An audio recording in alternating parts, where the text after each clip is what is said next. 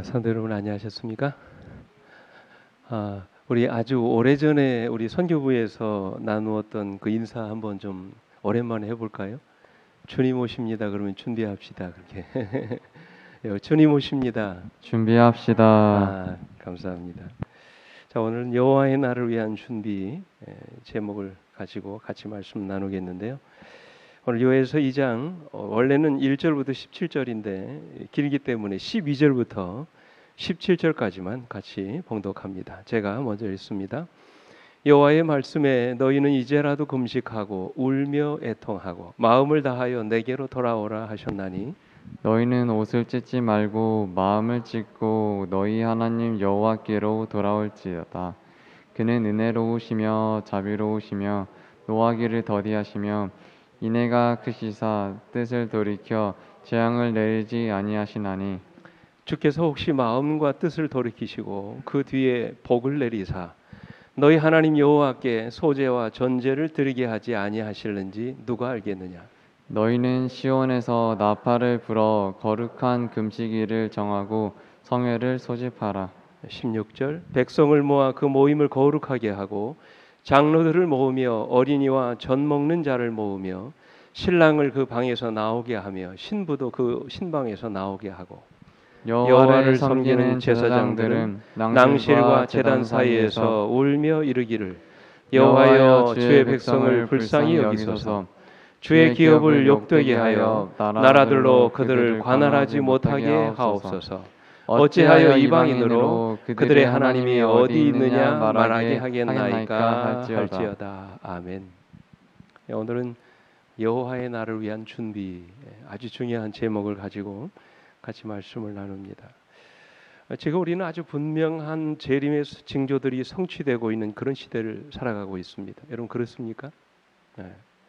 그 어느 때보다도 가장 확실한 재림의 징조들이 우리 눈앞에서 이루어지고 있습니다. 그동안 우리가 배우고 공부했던 예언의 말씀들이 지금 하나 둘씩 다 이루어지고 있습니다. 우리 영감의 글에 보면 이렇게 말씀하셨어요. 빨간 글씨에 있는 쪽만 보십시오. 재앙과 심판이 하나님의 은혜를 멸시하는 자들 위에 이미 내리고 있다. 땅과 바다의 재난, 사회의 불안한 상태, 전쟁의 경보 등은 하나의 전조가 되고 있다. 자 보세요. 이러한 것들은 최대의 사건이 접근하고 있음을 예보하고 있다. 그렇게 말씀하셨어요. 이 최대의 사건이 무엇입니까? 예수의 재림이죠. 또 다른 영감에 그래 보십시오. 하나님께서는 생명과 영양의 근원의 하나인 뭐를요? 공기를 거기 보면 그 근원의 하나인 공기를 독소로 오염시키는 어둠의 세력을 제어하지 않으신다. 여러분 이 말씀을 좀 잘 주목해 보시기 바랍니다. 생명과 영양의 근원의 하나인 공기, 이 공기를 독소로 오염시키는 어둠의 세력. 여러분 이게 뭡니까? 지금 공기가 더러워지고 있잖아요. 오염되고 있지 않나요? 그래서 황사가 나고 미세먼지가 일어나고 공기 중에 또 바이러스가 생겨서 지금 뭐를 고생하고 있습니까? 코로나로 여러분 고생하고 있잖아요. 그런 것들을 제어하지 않으신다고 말씀하셨어요. 대기 오염은 식물을 해칠 뿐만 아니라 인체에도 질병을 유발시킨다. 이것들은 하나님의 진노의 대접에서 땅 위에 뿌려지고 있는 방울들의 결과이며 이것은 장차 임할 무서운 재난의 희미한 예표에 불과하다 그랬어요. 그래서 그 결과로 또 다른 영감이 이렇게 말씀하세요. 전염병과 재앙과 기근이 있을 것이다. 태양의 물들이 경계를 넘어 흘러넘칠 것이다. 쓰나미죠. 단단한 땅 위에 서 있다가 어느 순간 땅이 우리의 발 아래에서 부풀어 오를지도 모르는 때가 이르러 왔다. 전혀 예측하지 못했던 때에 지진이 발생할 것이다. 지금 우리는 이러한 재난들이 우리의 눈앞에서 성취되고 있는 모습을 여러분 보고 있지 않습니까? 하나님의 성령이 점점 이 지상에서 떠나고 있다고 말씀하셨어요. 요한계시록 7장에서 하늘 사방에 바람을 붙잡고 있던 천사가 이제는 그 바람을 서서히 뭐하고 있다고요? 놓고 있다고 말씀을 하셨습니다. 이러한 재난은 장차 임할 무서운 재난의 희미한 전조에 불과하다 그랬어요. 앞으로는 인간의 힘으로 제어할 수 없는 무시무시한 재앙과 전쟁이 일어나게 될 거라고 말씀하셨어요. 지난 시간에 공부했죠. 이러한 재난들이 일어나는 이유가 뭐라고 그랬습니까? 왜 하나님께서 이런 재난들이 일어나도록 허락하신다고요? 첫째는 우리의 뭐를 촉구하는 거예요? 회개를 촉구하는 것입니다. 그리고 두 번째는 뭐라고 그랬습니까? 여호와의 날이 가까웠음을 알려주는 것입니다. 그리고 더 중요한 세 번째가 뭡니까? 우리로 여호와의 날을 사모하게 하는 것입니다. 그렇다면 이제 우리가 해야 될 일은 무엇일까요? 더 중요한 결과가 무엇입니까? 이런 재난들이 우리의 회개를 촉구하고 여호와의 날이 가까웠음을 알려주고 우리로 하여금 여호와의 날을 간절히 사모하게 하는 것이라면 이제 우리가 해야 될 일은 무엇일까요? 여호와의 날이 가까웠음을 알려주는 징조 앞에서 오늘 여러분과 제가 어떻게 해야 합니까? 이제는 여호와의 날을 준비해야 합니다. 그죠? 어떻게 사는 것이 여호와의 날을 준비하는 것일까요? 오늘 여러분과 제가 어떻게 하는 것이 재림을 준비하는 것입니까? 오늘 우리는 대단히 중요한 교훈을 이 말씀을 통해서 확인하게 될 것입니다. 시골에 살던 우리 한 신실한 그리스도인 부부가 도시로 이사를 오시게 됐습니다. 이유는 남편이 오랜 지병으로 고생을 하는데 도무지 치료를 못하는 거예요. 그래서 도시에 있는 대학병원 근처로 이사를 오신 겁니다. 순전히 남편의 치료를 위해서 온 것입니다. 그리고는 그 병원에 있는 한 유능한 의사를 소개받아서 날마다 그 병원에서 치료를 받게 됐습니다. 의사는 아주 친절한 사람이었습니다. 아주 신실한 그리스도인이었습니다. 그동안 지내온 과정과 치료 방법 그리고 그동안 처방했던 약들에 대해서 아주 자세하게 물었습니다. 그리고는 의사가 아주 정성스럽게 남편을 치료해 주었습니다. 그러는 사이에 두 사람이 아주 가깝게 됐어요. 근데 어느 날 이 남편이 의사에게 어렵게 이런 말을 했습니다. 선생님은 그동안 저에게 여러 가지를 물으셨습니다. 그러나 저는 제가 오늘 딱 한 가지만 물어도 되겠습니까? 뭐냐고. 그랬더니 이분이 그런 말씀을 하셔서요. 선생님은 혹시 구원에 확신이 있으십니까? 그래서 환자가 선생님한테 이 질문은 이 의사로 하여금 잠시 당황하게 만들었습니다. 그러나 그도 역시 그리스도인이었지만 그는 자신이 구원에 대한 확신이 없었습니다. 그래서 그는 대답하기를 죄송하지만 나는 아직도 구원에 대한 확신이 없습니다. 그랬어요. 그러자 남편은 의사에게 구원에 대한 도리를 말하기 시작했습니다. 그날부터 의사는 남편의 육신을 치료해 주었고 남편은 그 의사의 영혼을 치료하는 사람이 됐습니다. 그렇게 세월이 흘러 어느 날 이 남편은 지병으로 이제 세상을 떠나게 됐습니다. 근데 여러분, 이 의사가 남편의 사망 진단서에다가 이렇게 적었다고 합니다. 출발 준비 완료. 네. 그리고 아내의 손을 꼭 잡고 이렇게 말했습니다. 이토록 내 영혼을 걱정해 준 사람은 지금까지 한 사람도 없었습니다. 그래서 오늘 여러분은 어떻습니까? 제가 여러분들에게 좀 단도직입적으로 여쭙겠습니다. 여러분은 주님 만날 준비가 되어 있으십니까? 여러분은 출발 준비가 다 되셨나요? 이제 우리 주님 곧 오시면 그 주님과 함께 하늘에 들어갈 그런 준비를 다 갖추셨습니까? 곳곳에서 주의 오심을 가까움을 알리는 이 재림의 때 우리가 과연 어떻게 주님 만날 준비를 하고 살아야 될 것인가? 어떻게 그날을 우리가 준비하며 하루하루를 살아가야 될까요? 하나님은 오늘 요엘 선지자를 통해서 여호와의 큰 날을 준비하라고 말씀을 하세요. 그럼 어떻게 하는 것이 그 날을 준비하는 것일까? 첫째로 여호와의 날을 준비하려면 시온에서 나팔을 불어야 합니다. 1절 말씀 같이 한번 읽어볼까요? 시작. 시온에서 나팔을 불며 나의 거룩한 산에서 경고의 소리를 질러 이 땅 주민들로 다 떨게 할지니 이는 여호와의 날이 이르게 됨이니라. 이제 임박하였으니 때가 임박했으니 시온에서 뭐를 불라고요? 나팔을 불라고 말씀하세요. 여러분 이게 무슨 말입니까? 이제 주님 오시는 날이 임박했으니 시온에서 나팔을 불라 경고의 소리를 지르라. 이 말이 무슨 뜻입니까? 시대의 임박함을 온 세상에 알리라는 것입니다. 우리 주님이 다시 오시는 재림의 날, 여호와의 날이 임박했음을 우리 주변의 사람들에게 경고하고 알려주라는 그런 말씀이에요. 주님이 다시 오시는 재림의 날이 멀지 않았으니 이 사실을 세상에 알려주라는 것입니다. 그것이 우리의 사명이라고 말씀하세요. 여러분, 나팔은 언제 붑니까? 성경에서 나팔은 언제 불었어요? 첫째는 전쟁의 때 불었습니다. 둘째는 거룩한 집회가 있을 때 불었습니다. 절기나 집회가 있을 때. 마지막 세 번째는 왕이 등극할 때 나팔을 불었어요. 나라가 아주 중요한 사건이 일어날 때마다 제사장들을 시켜서 나팔을 불게 했습니다. 그런데 여기서는 무엇을 위해서 나팔을 불라고 말씀하세요? 여호와의 날이 임박했으니 나팔을 불어 이 땅 거민들로 하여금 다 떨게 하라고 그랬어요.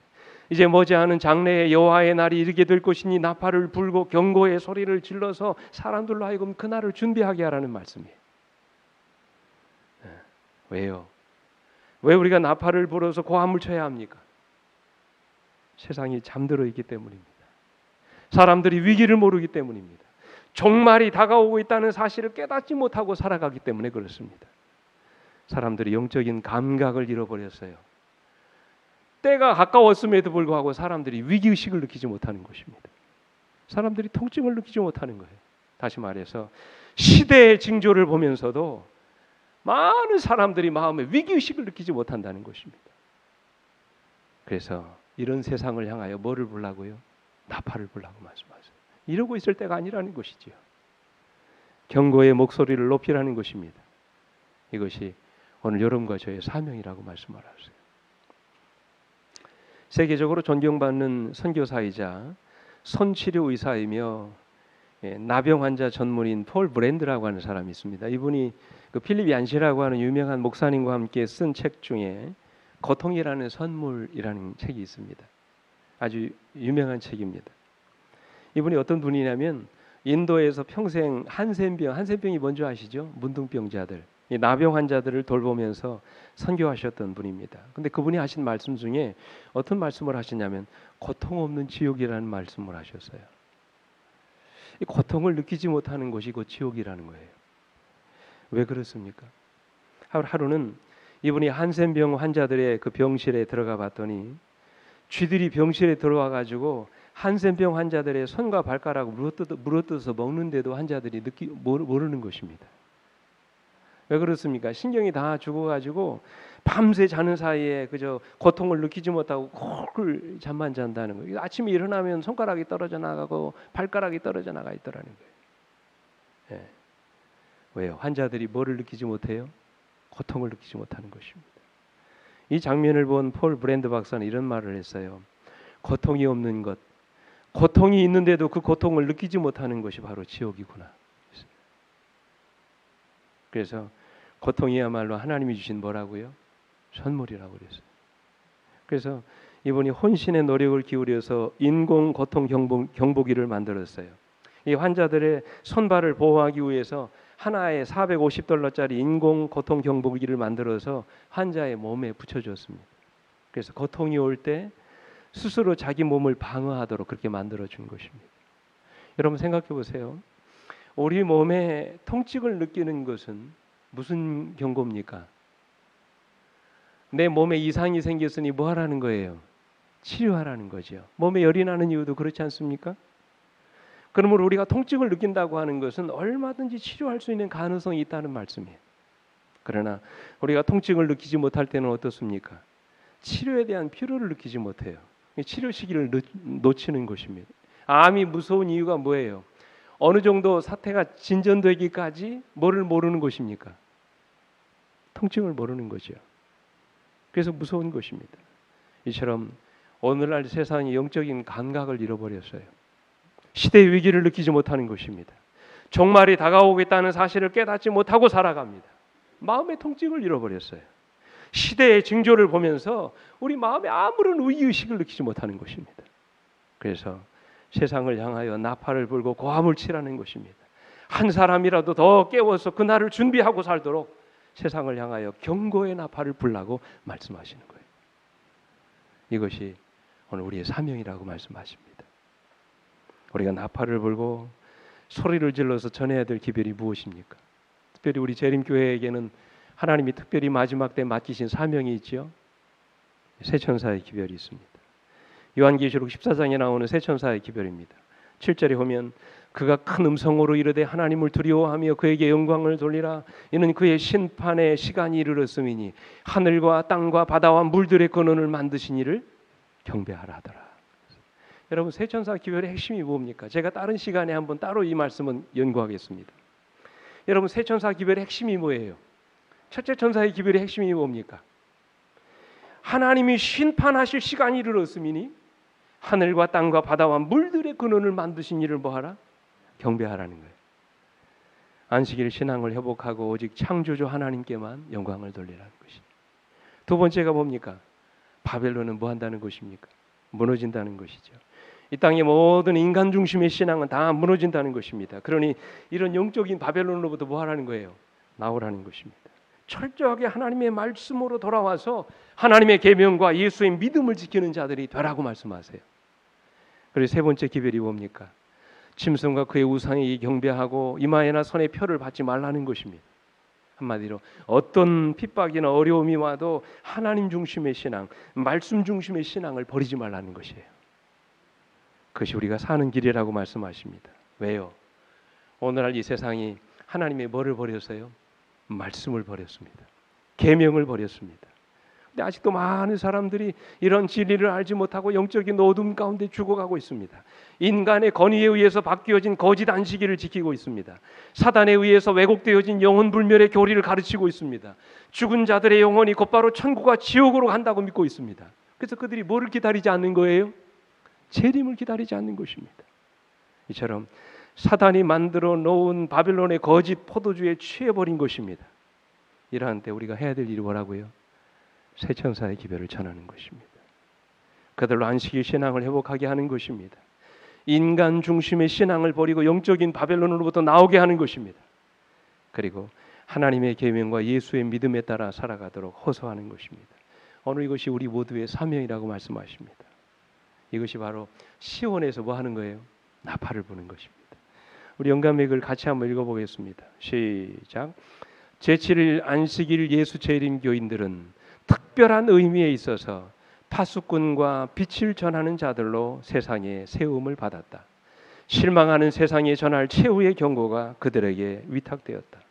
하나님의 말씀에서 놀라운 빛이 그들 위에 비치고 있다. 가장 엄숙하고 중대한 사업, 첫째, 둘째, 셋째 천사의 기별을 선포하는 일이 그들에게 주어졌다. 이 진리를 선포하는 것이 우리가 해야 할 일이다. 그 말씀하셨어요. 예. 세상에서 일어나는 여러 가지 징조들을 바라보면서 임박한 예수의 재림을 알려주는 것이 우리의 사명이라고 말씀을 하십니다. 아직도 진리를 깨닫지 못하고 살아가는 자들에게 참된 진리의 말씀을 가르쳐주는 것이 우리의 사명이라고 말씀하십니다. 일요일 숭배와 영혼 불멸설을 믿는 자들에게 안식일을 포함하여 하나님의 계명과 예수의 믿음을 가르쳐주는 것이 우리의 사명이라고 말씀하십니다. 그래서 그들로 하여금 영적인 바벨론으로부터 뭐 해야 돼요? 나오게 해야 되는 것입니다.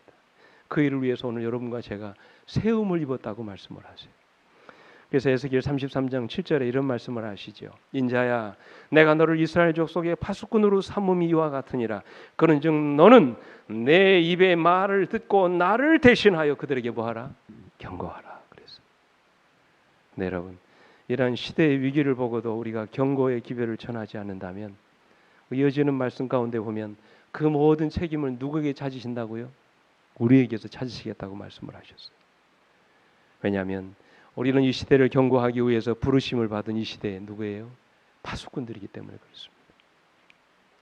우리 지난해에도 비슷한 일이 있었지만 지난 2009년 9월 6일 아마 여러분이 환강댐 사건 여러분 아시죠? 이 북한에 있는 환강댐이 갑작스럽게 물을 방류했습니다. 그래서 연천군 주민 6명이 목숨을 잃은 그런 사고가 있었습니다. 임진강 하류에서 야영을 하던 야영객들 중에 6명이 갑자기 불어난 물에 참변을 당한 것입니다. 누가 이 일을 예상이나 했겠습니까? 그죠? 근데 북한에서는 댐에 물이 불어가지고 댐 안에 있는 물을 방류할 수밖에 없었다고 해명을 하지만 아무리 그렇다고 해도 사전에 통보 없이 그냥 물을 방류해 버리니까 임진강 하류에서 야영을 하던 이 6명의 주민들이 갑작스럽게 불어난 물에 그냥 익사해 버리고 만 것입니다. 근데 여러분 더 기가 막힌 사실은 이런 일들이 지금까지 한 7번에서 8번 있어 왔기 때문에 우리 측에서도 이 임진강 상류에다가 물이 불어나는데 이렇게 감지할 수 있는 센서를 붙여놨다고 그럽니다. 예. 그리고는 물이 갑작스럽게 불어나면 이 통보해주는 감지 센서를 설치했다고 합니다. 그래서 이 센서만 제대로 작동했어도 이런 참사가 일어나지 않았다는 거예요. 근데 이 센서가 작동을 하지 않은 것입니다. 근데 더 놀라운 사실은 그 센서가 고장난 것을 오래전부터 무려 26차례나 문자로 보냈다는 거예요. 고치라고. 근데 그 담당자가 그 연락을 받고도 아무런 조치를 취하지 않았던 것입니다. 결국 한 사람의 방심이 무서운 재앙을 가져온 것입니다. 그가 제때 센서를 수리만 해 놓았더라도 이런 대참사는 일어나지 않았을 것이에요. 그 센서만 제대로 작동해 주었다면 얼마든지 대처할 수 있는 시간적인 여유가 있었다고 하는 것입니다. 사랑하는 성도 여러분, 우리는 이 마지막 시대에 세상의 경고의 기별을 전해야 될 거룩한 사명을 가진 영적인 파수꾼임을 잊어버리지 않게 되길 간절히 바랍니다. 그럼에도 불구하고 우리가 시대의 위기를 세상 사람들에게 알리지 않는다면 여러분 그들이 어떻게 되겠습니까? 그러면 여러분이시여, 우리의 사명은 시대의 위기를 전하는 것입니다. 우리가 살고 있는 세상에는 아직도 시대의 흐름을 알지 못한 채 살아가는 불쌍한 영혼들이 얼마나 많은지 몰라요. 세상 일에 쫓겨서 지금 우리가 사는 이 시대가 어느 때인지 알지도 못한 채 살아가고 있는 불쌍한 우리 가족들, 영혼들이 얼마나 많습니까? 우리가 그들을 위해서 해야 될 일이 뭐라고 생각하세요? 주의 오심을 전하는 것입니다. 시대의 위기를 말하는 것입니다. 여호와의 날이 임박했음을 그들에게 깨닫게 하는 것입니다. 그리고 우리가 함께 그날을 준비하게 하는 것입니다. 그들이 듣든지 아니 듣든지 시대의 마지막을 전해야 되는 것입니다. 그것이 우리의 사명인 것입니다. 그것이 바로 여호와의 날을 위한 첫 번째 준비입니다. 시온에서 뭐를 부르라고요? 나팔을 부르라고 말씀하세요. 둘째로 여호와의 날을 준비하려면 여호와께로 돌아가야 합니다. 12절 말씀 같이 읽습니다. 시작. 여호와의 말씀에 너희는 이제라도 금식하고 울며 애통하고 마음을 다하여 내게로 돌아오라. 누구에게로 돌아오라고요? 내게로 돌아오라. 우리 영감의 글은 이렇게 말씀하세요. 현대 진리를 믿노라고 공언하는 사람들 중에서도 시대의 징조를 이해하지 못하고 종말 전에 우리가 무엇을 경험해야 하는지 알지 못하는 자가 얼마나 많은가. 오늘날 우리는 하나님의 어디 아래 있다고요? 인내, 오래 참으시는 인내 아래 있다. 그러나 우리를 향한 하나님이 표현할 수 없는 자비에도 불구하고 우리 교회들 중에서 참으로 겸손하고 헌신하고 하나님을 두려워하는 그리스도의 종들은 얼마나 적은가. 그래서 요엘 선지자를 통하여 하나님은 뭐라고 말씀하세요? 돌아오라고 말씀하세요. 돌아오라는 말을 히브리어로 슈브라고 그럽니다. 이 슈브가 여러분 무슨 뜻인 줄 아세요? 회개하라는 것입니다. 가던 길을 돌이키라는 것입니다. 지금 우리가 잘못된 길로 가고 있으니 가던 길에서 돌이키라는 것입니다. 어떻게 돌이켜야 될까요? 그냥 돌이키지 말고 오늘 본문에 보면 금식하고 울며 애통하고 마음을 다하여 누구에게로 돌아오라고요? 내게로 돌아오라고 말씀하세요. 이 중요한 말씀이 내게로라는 말씀이에요. 금식하고 울며 애통하는 것도 중요하지만 마음을 다하여 내게로 돌아오는 것입니다. 이것이 바로 회개예요. 우리가 우리의 죄를 슬퍼하고 가슴 아프게 생각하는 것만이 회개가 아니라 가던 길에서 돌이켜서 여호와 하나님께로 돌이키는 것이 회개예요. 이어지는 13절 보십시오. 너희는 옷을 찢지 말고 마음을 찢고 너희 하나님 여호와께로 돌아올지어다 그래서. 여러분 무엇을 찢지 말라고요? 옷을 찢지 말고 마음을 찢으라고 그랬습니다. 옷을 찢는다는 말이 무슨 뜻입니까? 여러분 성경에서 옷을 언제 찢어요? 두 가지 경우죠. 하나는 극도의 슬픔과 불행을 만났을 때, 욥이 그랬잖아요. 하루아침에 가진 재산 다 잃어버리고 자녀들 잃게 됐을 때 그 옷을 찢으면서 흙을 다 뒤집어 썼지 않습니까? 극도의 슬픔을 만났을 때 옷을 찢습니다. 또 하나가 언제입니까? 자기 죄를 뉘우치고 회개할 때입니다. 근데 여러분 요엘 선지자는 뭐라고 말씀하세요? 옷을 찢지 말고 뭐를 찢으라고요? 마음을 찢으라고 그랬어요. 우리의 몸을 숨기는 겉옷만 아니라 우리 죄악을 감추고 있는 마음의 옷을 다 찢어버리라는 것입니다. 에레미야 선지자는 그것을 우리 마음의 가죽을 베어버리는 것이라고 말씀하죠. 이게 진정한 회개입니다. 그럼 무엇이 진정한 회개입니까? 잘 들으십시오. 마음을 찢고 우리 하나님 여호와께로 돌아가는 것입니다. 마치 집 나간 아들이 아버지께로 돌아갔던 것처럼 우리 아버지이신 하나님께로 돌아가는 것이 성경은 회개라고 말씀하세요. 인간 중심의 신앙을 버리고 철저하게 하나님 중심의 신앙으로 돌아가는 것, 그것이 바로 성경이 말하는 회개의 의미입니다. 그래서 우리 하나님께서는 요엘 선지자를 통하여 마음을 다하여 누구에게로 돌아오라? 내게로 돌아오라고 말씀하십니다. 돌아오기만 하면 하나님이 우리 안에서 이런 놀라운 회개의 역사를 이루게 해주시겠다고 말씀하십니다. 그러므로 회개는 우리 안에서 행하시는 하나님의 역사입니다. 그러나 바벨론 신앙은 어떻습니까? 자기 스스로 회개를 이루어 보려고 하는 것입니다. 철저하게 하나님을 배제하고 자기 행함과 노력으로 자기 구원을 이루어 보려고 하는 것입니다. 그러므로 여러분, 바벨론 신앙의 가장 무서운 교리는 이를 숭배가 아닙니다. 영혼불멸 사상이 아닙니다. 강심술이 아니에요. 바벨론 신앙의 가장 무서운 교리는 인간 중심의 신앙이에요. 행함으로 구원을 얻으려는 교리입니다. 여러분, 그들이 바벨탑을 쌓으면서 뭐라고 그랬습니까? 우리가 돌을 쌓고 탑을 만들어서 온 땅의 흩어짐을 면하자 그랬잖아요. 하나님은 이미 물로 세상을 심판하지 않으시겠다고 약속하셨는데 자기들 스스로 구원을 이루어 보기 위해서 탑을 쌓아보겠다는 거예요. 이게 바로 바벨론의 정신이죠. 나의 구원을 이루기 위해서 내가 스스로 무엇인가를 해보려는 정신이 바로 바벨론 정신입니다. 여러분, 요즘에 나오는 그 영화나 매스컴을 한번 보십시오. 모든 영화나 서적들이 다 뉴에이지 사상이 물들어 있어요. 여러분, 뉴에이지 사상이 뭔지 아세요? 거의 대부분의 영화나 서점가에서 가장 많이 읽혀지고 있는 책이 뭡니까? 다 판타지 소설이에요. 그 중에 가장 유명한 것이 해리포터와 마법사라고 하는 그런, 여러분 이 영화 보셨나요? 이 책 혹시 읽어보셨어요? 마법의 이야기입니다. 얼마나 많은 젊은이들이 이 책이나 영화를 보면서 환호하고 아주 흥미를 가졌는지 몰라요. 근본적인 사상이 뭔지 아세요? 인간도 뭐가 될 수 있다는 것입니까? 신이 될 수 있다는 거죠. 인간 안에 잠재되어 있는 이 능력을 개발하기만 하면 인간도 신의 영역에 도달할 수 있다는 것이에요. 이게 뉴에이지 사상입니다. 이 판타지 소설과 영상에 대해서 이 잡지 기사로 일했던 그 이스벨 웹스터라고 하는 그 기자는 이런 말을 했어요. 해리포터가 우리에게 구세주와 같은 인물이 되고자 하는 꿈을 심어주고 있다고 그랬어요. 이 책을 통해서. 인간이 신이 되고자 하는 꿈을 갖게 했다고 그랬어요. 우리 안에 잠재되어 있는 능력과 힘을 개발하기만 하면 우리도 신의 경지에 도달할 수 있다는 사상. 뭡니까? 우리의 기억에서 하나님의 존재를 지워버리는 것입니다. 그러나 여러분, 이것은 사단의 무서운 기만이에요. 이러한 정신이 다 바벨론의 정신입니다. 스스로 높아져서 하나님과 비기려고 했던 사단의 정신이 바로 다 이런 뉴에이지 사상이에요. 그러나 안식일 신앙은 어떻습니까? 하늘과 땅과 바다와 물들의 근원을 만드신 이를 경배하라고 그랬어요. 철저하게 하나님 중심의 신앙으로 돌아서라는 것입니다.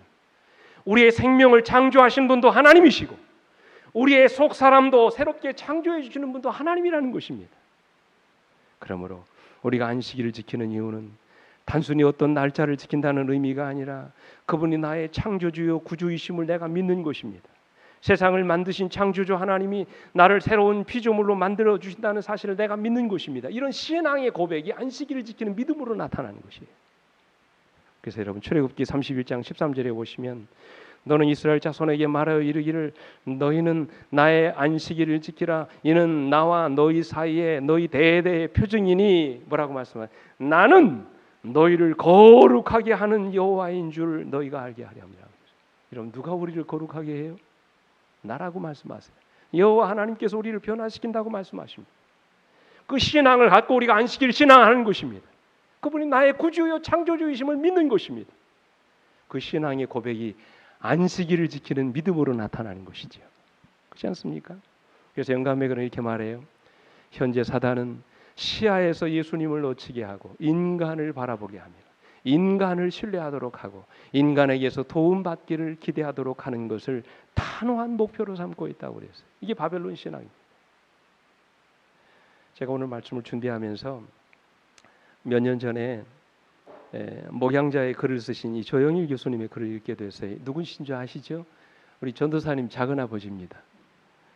근데 이분이 교회 장로이시면서 건국대학 내과 과장으로 지금 일하시는데 국내에서는 콩팥 신장 계통에서는 권위자이십니다.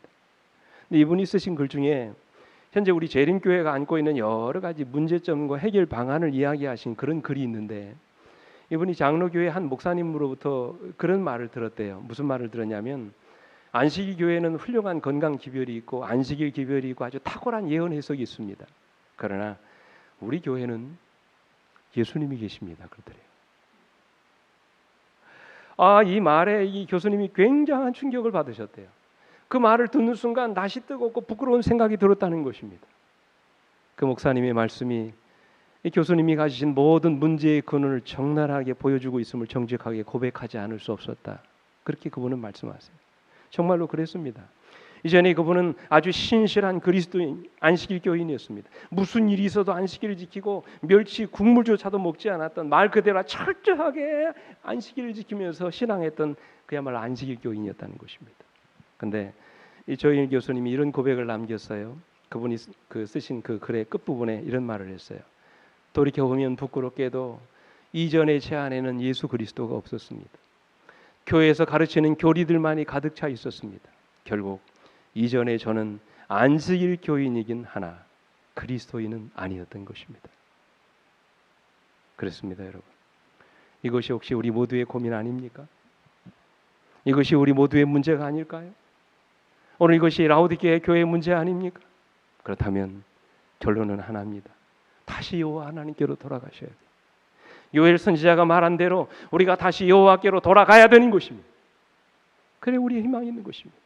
진정한 회개는 돌아감으로 시작됩니다. 내가 먼저 무엇을 하려고 해서는 안 됩니다. 나에게 어떤 변화가 일어나야 된다고 말씀하지 않으셨어요. 진정한 회개는 내가 먼저 예수 그리스도 그분에게로 돌아가는 역사가 일어날 때 우리 안에서 일어나는 것이라고 말씀하세요. 그러므로 여러분이시여 먼저 우리 주님께로 돌아가시게 되기를 간절히 바랍니다. 여러분 자신을 의지하려 하지 말고 오직 창조주 하나님만을 의지하시게 되기를 간절히 바랍니다. 그분만이 우리의 유일한 희망이요 능력인 것을 믿게 되시기를 간절히 바랍니다. 철저하게 예수 그리스도 그분만을 믿고 의지하시게 되기를 간절히 바랍니다. 여러분과 저의 신앙에서 잃어버린 예수 그리스도를 회복하시게 되기를 주님의 이름으로 축원합니다. 영감에 그렇게 말씀하셨어요. 그리스도가 없이 인간이 할 수 있는 모든 것은 이기심으로 부패하여진 것과 죄뿐이다. 오직 믿음으로 말미암아 행하여진 것만을 하나님께서 받으신다. 우리들이 그리스도의 공로를 힘입어 천국을 얻으려고 노력할 때 그 영혼은 향상하게 된다. 믿음의 주요 온전케 하시는 이인 예수를 바라보므로 우리들은 힘에서 힘을 얻게 되며 승리에서 승리를 거두게 될 것이다. 그랬어요. 그러면 여러분 이 시대 이 마지막 여호와의 날이 가까우니 때 가장 먼저 회복해야 될 것은 예수 그리스도 그분을 정말로 믿음으로 말미암아 의에 이르게 되는 그런 신앙입니다. 오늘 여러분 속에서 자기 의를 다 비워버리고 오직 예수 그리스도를 온전히 의지하시는 신앙을 회복하시게 되기를 간절히 바랍니다. 마지막으로 우리가 여호와의 날을 준비하려면 나와서 모여야 합니다. 15절과 16절 말씀 같이 읽겠습니다. 시작. 너희는 시온에서 나팔을 불어 거룩한 금식일을 정하고 성회를 소집하라. 백성을 모아 그 모임을 거룩하게 하고 장로들을 모으며 어린이와 젖 먹는 자를 모으며 신랑을 그 방에서 나오게 하며 신부도 그 신방에서 나오게 하고 그랬어요. 이런 무슨 말이 계속 반복됩니까? 뭐라는 말씀이에요? 나오게 하라는 것입니다. 다 부르라는 것이에요. 하나도 빠짐없이. 심지어 신방에 들어가 있는 누구까지도요. 신부까지도 다 나오게 하라는 것입니다. 왜 나오라고 할까요? 여호와의 크고 두려운 날이 가깝기 때문입니다. 성회를 위해서 나오라는 것입니다. 모여서 한 말씀이라도 더 들으라는 것입니다. 그 자리에서 하나님의 말씀을 듣고 은혜를 받기 위해서 모이라는 것입니다. 그 자리에서 새로운 힘을 얻고 우리 신앙을 새롭게 하기 위해서 모이라는 것입니다. 그것만이 우리가 살 길이라고 말씀하십니다. 그것이 여호와의 날을 위한 준비라고 말씀하세요. 여러분 과거 이스라엘 백성들이 망했잖아요. 북방 이스라엘은 722년에 아시리아에서 망하고 남방 유다는 586년에 어디에 의해서요? 바벨론에 의해서 망했습니다. 완전히 망했습니다. 근데 남방 유다 사람들은 70년의 포로 생활을 마치고 다시 그 나라를 세웠지요. 이유가 뭡니까? 차이가 뭐예요? 여러분 북방 이스라엘과 남방 유다의 차이가 뭡니까? 한 나라는 완전히 망했는데 이 남방 유다는 다시 나라를 세우고 회복한 이유가 뭡니까? 원인이 뭐예요? 그들은 예배를 중요하게 생각하는 민족이었어요. 예배를 생명처럼 여기는 사람이었어요. 그들은 모이기를 좋아하는 민족이었습니다. 어디를 가든지 그들은 회당을 중심으로 모였습니다. 모여서 하나님을 예배하고 말씀드렸어요. 그들이 믿는 하나님이 누구이고 그들이 누구의 백성인지를 기억했습니다. 왜 그들이 이방에 포로되어 왔으며 그들이 잃어버린 나라를 회복할 수 있는 길이 무엇인지를 배웠습니다. 모일 때마다 그들은 그들의 믿음을 새롭게 했어요. 예루살렘 성전은 불타버리고 사라졌지만 그들은 그들이 살고 있는 가장 중앙에 회당을 짓고 수시로 모여서 하나님을 예배했던 것입니다. 그곳에서 그들은 새로운 용기와 힘을 얻었어요. 매 안식일마다 그들이 함께 모여서 하나님을 예배하고 말씀을 듣는 가운데 그들의 믿음을 회복하고 신앙을 새롭게 했던 것입니다. 이 믿음이 그들을 지켜주었어요. 그래서 그들은 나중에 그런 고백을 하잖아요. 우리가 안식일을 지킨 것이 아니라 안식일이 우리를 지켜주었다고 그랬어요. 성경은 사람들이 마지막에 가까울수록 모이지 않을 것이라고 말씀하십니다. 사람들이 종교적인 집회에 열심을 내지 않을 것이고 하나님 말씀 듣기 위해서 모이지 않은 신자들이 늘어날 것이라고 말씀하세요. 갈수록 집회에 대한 열정이 사라지고 말씀을 사모하는 신자들이 수가 점점 적어들 것이라고 말씀하세요. 실제로 오늘날 우리 교우들의 생활 속에서 집회에 대한 열의가 사라지고 있는 것을 봅니다. 코로나로 인해서 모이기 더 어려운 세상이 되어버렸어요. 이제는 스마트폰만 켜면 어디서든지 말씀을 들을 수 있는 세상이 되어버렸어요. 그래서 성전에 모이지 않는 것입니다. 갈수록 우리의 신앙이 개인주의화되고 바쁘다는 핑계로 마땅히 주님의 전을 모이는 일을 게을리한다면, 우리의 편리를 따라 모이기도 하고 생략하기도 하는 것이 바로 이 교회가 되어버린다면 우리는 결코 주님의 나라의 그 영광스러운 재림을 맞이할 수 없게 될 것입니다. 그래서 바울은 히브리 10장 25절에 뭐라고 말씀하세요? 모이기를 피하는 어떤 사람들의 습관과 같이 하지 말고 오직 권하여 그날이 가까움을 볼수록 더욱 그리하자고 그랬어요. 더 열심히 모이자는 것입니다. 한 이야기만 드리고 말씀 마치겠습니다. 여러분, 2003년도 그 MBC 뉴스 간판 기자였고 아주 인기 있는 MBC 앵커였던 이 조정민이라는 분 아십니까? 이분이 나중에 목사가 되셨어요. 제가 언제 한번 소개한 일이 있는지 모르겠습니다만 이분이 여러분 52세의 회사를 그만두고 목사가 됐습니다. 사회적인 큰 충격이었어요. 그 당시 잘 나가던 사람입니다. 뉴스 앵커가 그 직책을 그만둔 것입니다. 그 계기가 있었습니다. 어느 날 새벽에 늘 가던 골프 연습장에 갔는데 문이 잠겨 있더랍니다. 그냥 집으로 돌아갈까 하다가 문득 머릿속에 뭐가 스치냐면 내 아내 그 다니는 교회, 새벽마다 다니는 교회가 그 근처에 있다는 생각이 부뜩 들더랍니다. 그래서 아내는 새벽마다 교회를 나가는데 피곤한데 새벽마다 왜 교회를 나갈까 궁금해지더라는 거예요. 그래서 골프장도 다 닫혔고 뭐 할까 우리 마누라가. 비판에는 전문가인지라 가만히 생각해 봤더니 결론은 둘 중에 하나더랍니다. 하나는 불륜이든지 또 하나는 광신자든지. 자기 눈으로 좀 확인해 봐야 되겠다 싶어 교회를 갔답니다. 예배당에 들어가 봤는데 예배당은 열정적으로 찬양하고 통성으로 기도하는 사람들로 가득 채워져 있더래요. 순간 이거 사이비 집단이다 그런 생각이 부뜩 들더라는 것입니다. 그래서 아내를 찾아봤더니 아내는 다행스럽게 아주 조용하게 기도하더랍니다. 그래서 내 아내는 빼놓을 수 있겠다, 빼내올 수 있겠다 그런 생각이 들더래요. 그래서 일주일만 취재해서 내가 카메라 출동에 내보내야 되겠다 생각하고 취재를 목적으로 그 다음부터 아내를 따라 새벽 기도에 갔답니다. 근데 나흘째 되던 날 찬송을 부르는데 갑자기 찬송가 가사가 귀에 들어오더래요. 너 예수께 조용히 나가 내 모든 짐 내려놓고 주 십자가 사랑을 믿어 죄 사함을 너 받으라. 이 말씀을 이 찬양으로 부르는데 갑자기 눈물이 핑 돌더래요.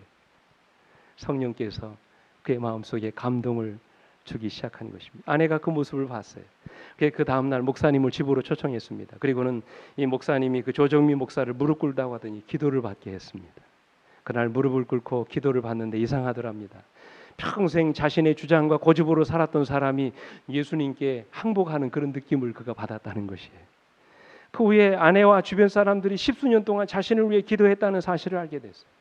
아내는 매일 술 마신 뒤 의식불명이 돼가지고 돌아온 자기 남편의 양말을 벗기면서 울며 기도했대요. 하나님 제발 이 발이 술집에 가지 않고 예배당에 가게 해주세요. 그렇게 기도했답니다.